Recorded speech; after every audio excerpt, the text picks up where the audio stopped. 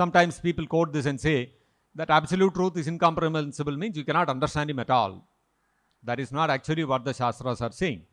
The Shastras are saying that it is not comprehensible for you because you are steeped in ignorance. Simply by studying the Shastras and simply by using your material logic, you cannot understand the Supreme Absolute Truth.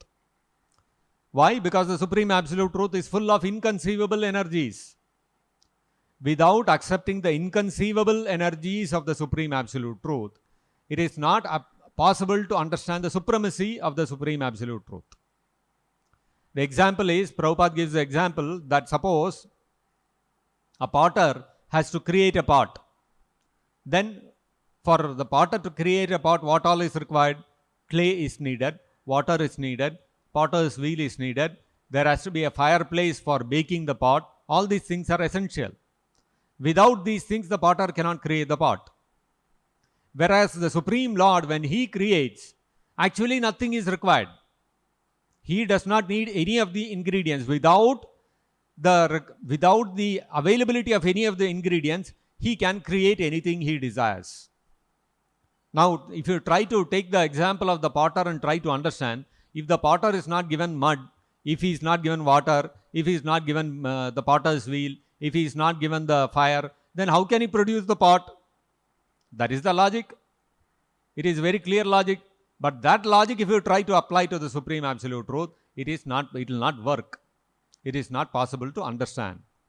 Similarly, when the Supreme Lord takes an avatara like Varahadev appearing to vanquish Hiranyaksha and save the Mother Earth from the depths of the ocean where Hiranyaksha had hidden her, when we look at that, it appears as if to save Mother Earth and to kill Hiranyaksha, the Lord had to descend as Varahadev.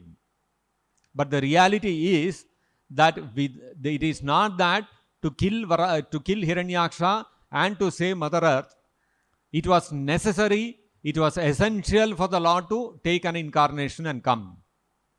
Not necessary. The Lord simply by desiring, without taking an incarnation, He simply has to desire and Hiranyaksha will drop dead. And Mother Earth will again start coming out of the water and floating in the air. Simply by His desire it is possible. But the Lord takes an incarnation because that is His transcendental Leela. He likes to enjoy like that, therefore it is His sweet wish. He wants to save Mother Earth and kill Hiranyaksha this way, by taking an avatara.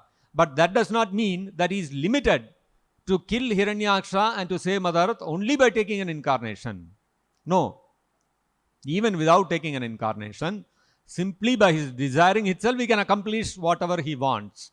This is the supremacy of the Supreme Lord. How can He do that? If you use normal logic, just by desiring something, I cannot achieve something. I have to work for it also. I have to put some endeavor. Simply if I sit here and start thinking, let a mango come and fall in my mouth, mango, mango, mango, let the mango come and fall in my mouth, mango will not come. I have to work for it. If I want mango, then I have to earn money, go to the market, go to the fruit vendor, buy the mango fruit, cut it, and then put in my mouth and then eat it. Then only I can taste the mango fruit. Simply by desiring, I cannot achieve it. But the Supreme Lord, when it comes to Krishna, He can accomplish anything He wishes simply by desiring to do so. He doesn't have to engage in any big endeavor or activity in order to achieve what He desires. This is the inconceivable energy of the Supreme Lord. And without accepting the inconceivable energies of the Supreme Lord, it is not possible to understand the Supreme Absolute Truth.